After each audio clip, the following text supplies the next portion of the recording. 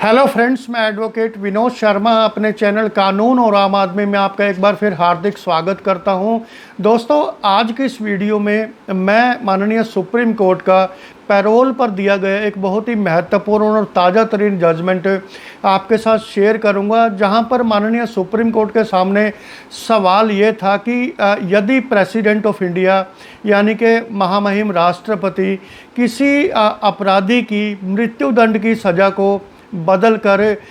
जीवन पर्यंत जेल की सज़ा में बदल दें, यानी कि इम्प्रिजनमेंट टिल नेचुरल लाइफ में बदल दें, और साथ में ये रिक्वायरमेंट भी रखें कि जब तक सज़ा चलेगी, यानी कि जब तक कैदी की जो है स्वाभाविक मृत्यु जेल में नहीं हो जाती, तब तक वो पैरोल का हकदार नहीं होगा। तो दोस्तों, इस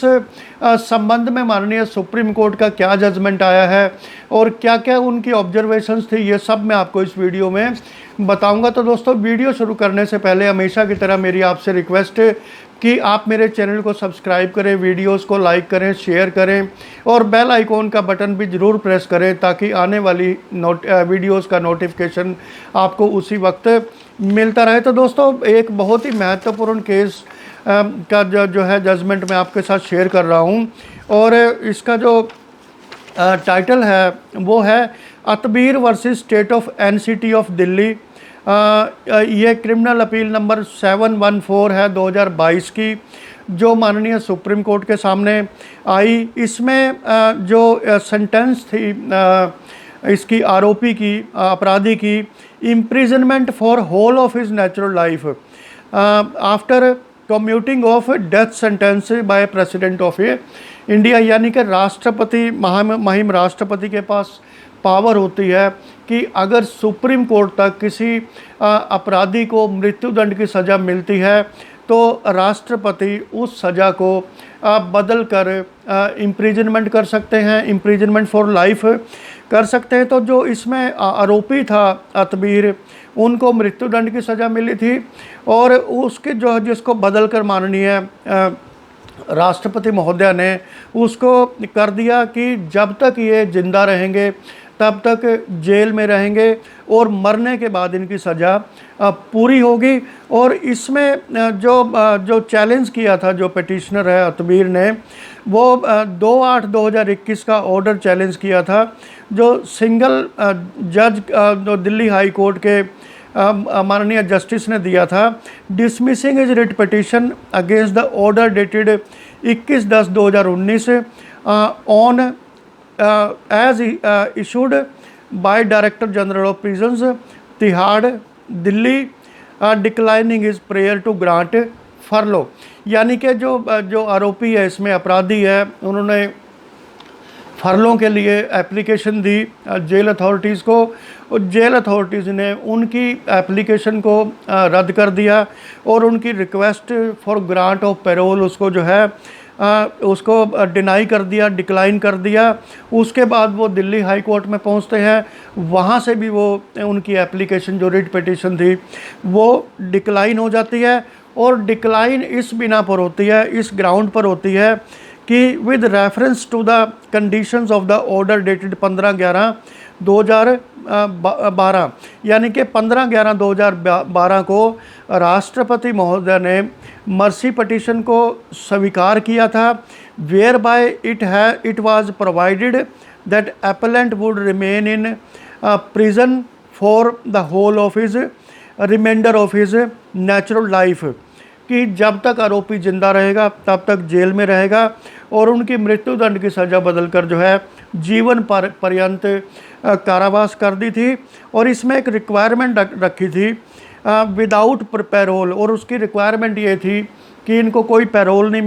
मिलेगा, और there shall be no remission of the term of imprisonment. और जो सज़ा है जो दी है माननीय राष्ट्रपति महोदय ने, उसमें कोई रिमिशन भी नहीं होगा, कटौती नहीं होगी, उसमें कोई माफ़ी नहीं होगी। तो इस ऑर्डर के ख़िलाफ़, दिल्ली हाई कोर्ट के ऑर्डर के ख़िलाफ़ अतबीर पिटिशनर ने माननीय सुप्रीम कोर्ट में अपनी पिटिशन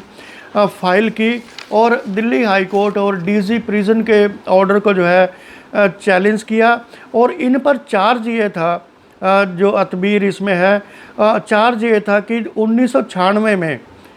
इन्होंने अपनी जो स्टेप मदर यानी कि सौतेली माँ, सौतेले भाई और सौतेली बहन की ताबड़तोड़ चाकुओं के वार करके उनको मौत के घाट उतार दिया था और 37 वार इन्होंने उन पर किए और तीनों की उसमें मृत्यु हो गई थी। और उस टाइम इस आरोपी की उम्र 25 साल की थी और ये कोई प्रॉपर्टी का डिस्प्यूट बताया जा रहा था। तो 2004 में एडिशनल सेशन जज दिल्ली ने उनको मृत्युदंड की सज़ा दी। 2006 में हाई कोर्ट ने मृत्युदंड की सज़ा को कन्फर्म किया as a case of rarest of rare category की। ये रेयरेस्ट ऑफ रेयर कैटेगरी का अपराध है, इसमें कोई लीनियंसी नहीं बरती जाएगी। और 2011 में हाई कोर्ट ने भी इनकी रिव्यू और क्यूरेटिव पिटीशन दोनों को जो है रद्द कर दिया था। तो तब इन्होंने राष्ट्रपति के पास अपनी दया की याचिका लगाई थी, mercy petition before president under article 72 of Indian constitution to grant pardon, कि या तो इनको माफ़ी दी जाए राष्ट्रपति के द्वारा, एंड टू सस्पेंड रिमिट, या इनकी सज़ा को सस्पेंड किया जाए, माफ़ किया जाए, और या फिर जो है मृत्युदंड को आजीवन कारावास में बदल दिया जाए। तो राष्ट्रपति महोदय ने 15/11/2012 को जो मिनिस्ट्री ऑफ होम अफेयर्स है और उनकी जो रिकमेंडेशंस थी उनको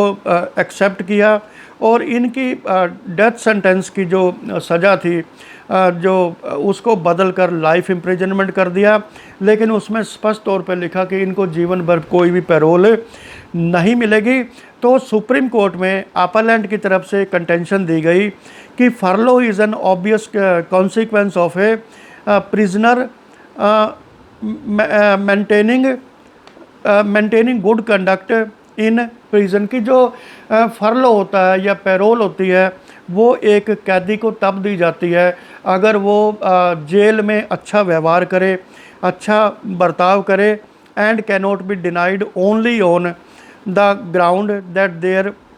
that he has to remain in. और इस ग्राउंड पर इसको डिनाई नहीं किया जा सकता कि आरोपी को मरने तक जेल में रहना है। तो इसको जो है अपीलेंट ने कहा कि वो 26 साल से जेल में है और 26 साल से उसको कोई पैरोल नहीं मिली, कोई फरलो नहीं मिली और उसका जेल में अच्छा कंडक्ट रहा है। तो माननीय सुप्रीम कोर्ट ने जो है इस संबंध में कई सारी ऑब्जर्वेशंस की हैं और जो एनुअल गुड कंडक्ट रिपोर्ट्स थी आरोपी की, अपराधी की पिछले 3 साल की, उनको एग्जामिन किया और माननीय सुप्रीम कोर्ट ने कहा कि expectations from him of good conduct in jail would always remain and lawful consequences of good conduct, यानी कि जेल में अगर अच्छा आचरण कोई कैदी रखता है, अच्छा व्यवहार करता है और नियमों का पालन करता है तो उसके जो फ़ायदे हैं उस गुड कंडक्ट के, उससे किसी भी कैदी को डिनाई नहीं किया जा सकता, वो उसका अधिकार है। Including that of फरलो cannot be denied, और जो फरलो का भी की जहाँ तक बात आती है वो भी अगर अच्छा कंडक्ट है वो भी डिनाई नहीं की जा सकती when the same has not been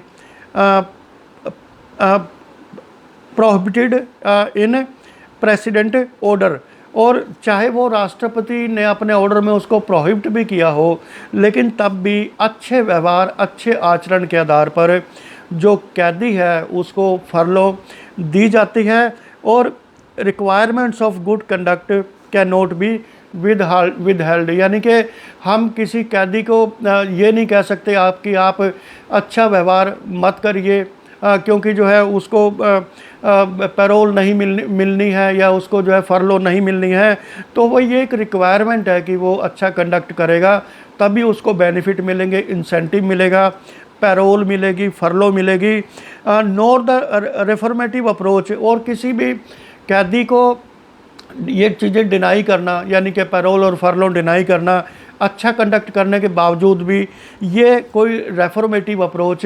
नहीं है, यानी कि किसी कैदी को सुधारने की दिशा में ये कोई कदम नहीं है, बल्कि और उसको जो है सिस्टम के प्रति उसमें जो है एंगर भरता है, गुस्सा भरता है। तो इसलिए एक रेफॉर्मेशन के हिसाब से भी जो कैदी को जो अच्छा कंडक्ट वो तभी करेगा जब उसको लगेगा कि मुझे इसके बदले में जो है पैरोल मिलेगी या फरलो मिलेगी। और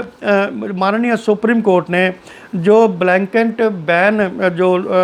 डिनाइल लगाया था कि फरलो नहीं दी जानी है, उस पे अपनी असहमति जताई और जो है दिल्ली हाई कोर्ट और डीजी प्रिजन के ऑर्डर्स को सेटिसाइड किया, जिसमें उन्होंने डिनाई किया था फरलों को। और जो